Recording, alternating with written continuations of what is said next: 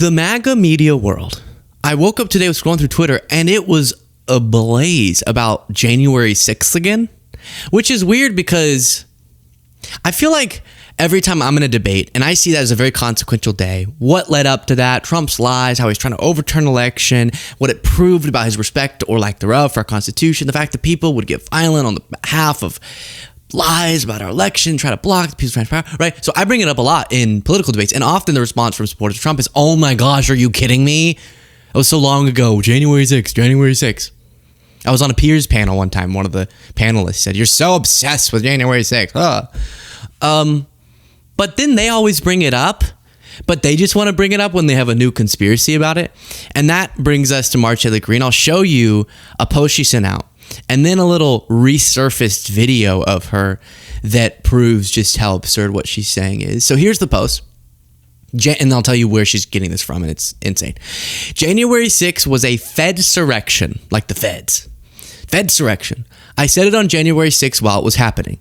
MAGA doesn't do things like that. We don't riot. We don't loot. We are not the party of violence. The left is. So there's so much connected to that, and we could spend an hour just breaking that down.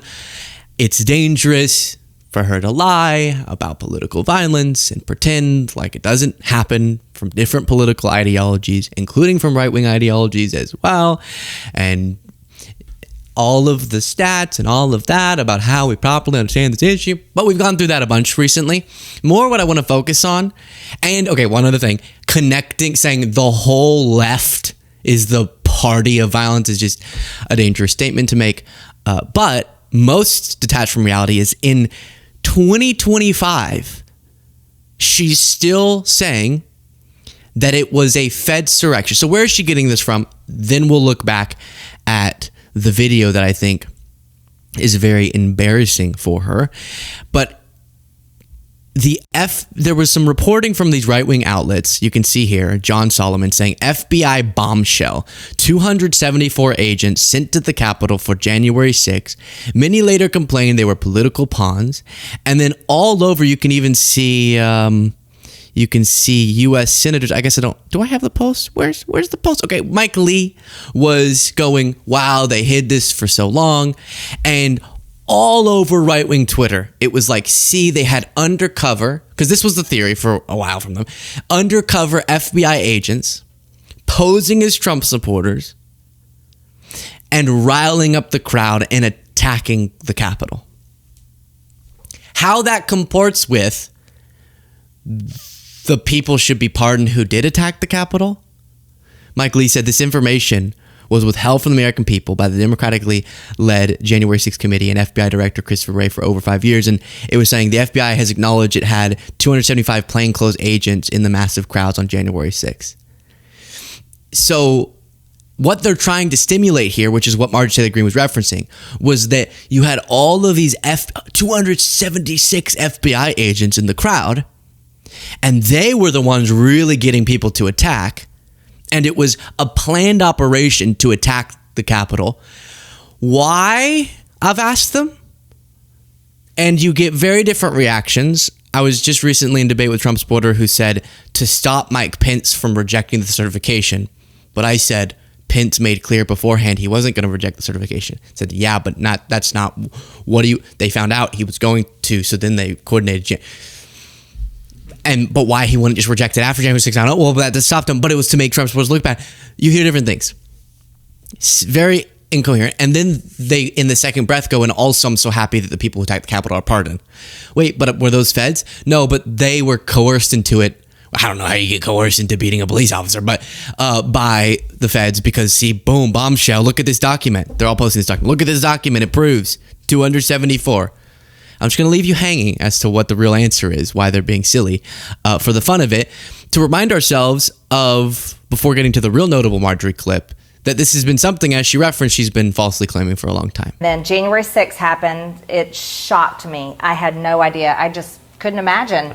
As a matter of fact, I was arguing with Kat Kamek, who one of my colleagues, and we were fighting, and I said, those aren't our people. I just couldn't believe it. I was like, those aren't our people. That's the Antifa. Those are the same rioters that we see in 2020. I could not believe it. And she was like, they are our people. I said, no, they're not. And she's like, they have on red hats. And I said, I don't care. Okay. And then it wasn't just that.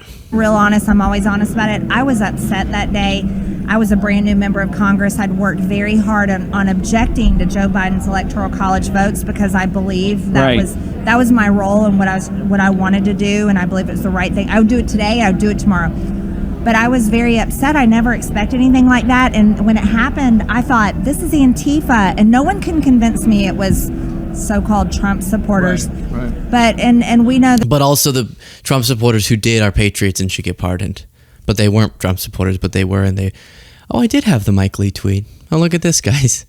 I'm a mess. Yeah, so a U.S. senator perpetuating this idea that all these agents were in the crowd, and that this is supposed to raise questions about what really caused January 6th.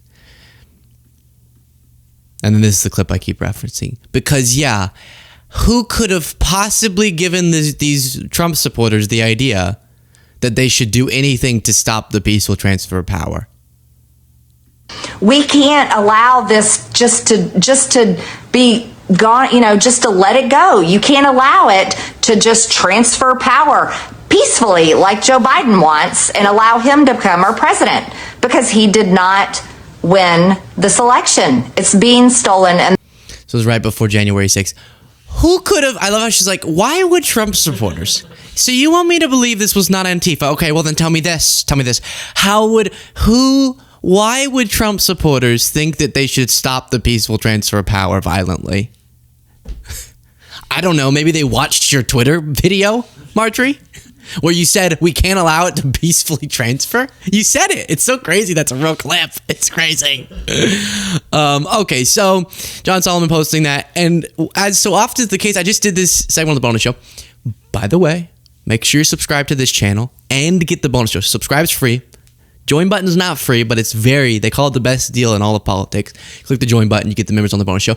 And on the bonus show, we talked about a clip of some MAGA figure saying that in response to a student asking, how do I know who I can trust and how do I find valuable information? And she said, Megyn Kelly said, you just have to find one person, maybe two, that you really trust and just watch them. And, ideas that come to mind, me. She was like, me, maybe Ben Shapiro. Like, it was just a self-promo. Oh, how do we teach people how to find valuable, accurate, factual information in this time of record misinformation and confusion about the facts? Oh, just watch me.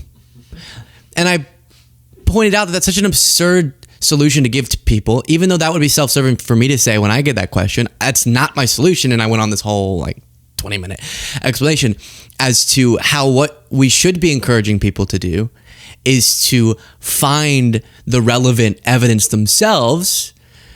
Some people struggle to do this, and watch a wide array of media, read a wide array of media, keep up with a lot of different, and then start to learn who is more reliable by doing a little bit of fact checking yourself. And it's stunning how many things you can find out that are dishonest by just looking at the document that people post. This happens so much. I can't remember the recent other examples of this, but they'll say, oh, it was the Tulsi Gabbard. I'm proving that Obama did a conspiracy against Trump.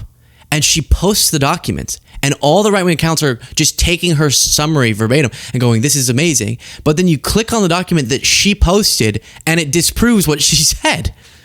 Similarly here, the documents they provided specifically debunk what they're arguing. Kyle Cheney says this story is being wildly misrepresented. These were not undercover agents embedded in the crowd. They were part of the multi-agency law enforcement response after the Capitol was attacked, as the documents themselves make clear. And then other people pointed this out as well. Project Liberal said this is a bold-faced lie. This is the total number of those who responded to the attacks on January 6th. You have Eric Swalwell saying, can you read the FBI sent that many people to the Capitol to respond to Trump's rioters because that's their job? And then Adam Kinzinger saying, hey, dummy, of course, because they were responding to an insurrection you guys launched. Are you honestly this stupid? And then just look at it. This is the document. Read with your own face. Look, This wasn't highlighted by Adam Kinzinger. It was by the Republican-led January 6th re-investigation. 270 agents to the Capitol on January 6th. Oh my gosh. And they highlight this number includes agents that responded to the Capitol grounds, as well as inside the Capitol, the pipe bombs, the red truck that was believed to contain explosive devices, as well as CDC ADCs. It's laying out, hey, we had this attack, and then there were these reports of bombs and all these threats. What is the FBI supposed to do? Just keep drinking coffee in their Edgar Hoover building? J. Edgar Hoover building? Of course they're going to be sent to go do stuff. We had all these threats happening. It wasn't in the crowd beforehand to rile them up. It was, whoa, crisis breaks out. FBI, go. Obviously. And it says it there. The number of agents that responded to what? To the thing that you caused. Oh my gosh. It's crazy. The document they posted.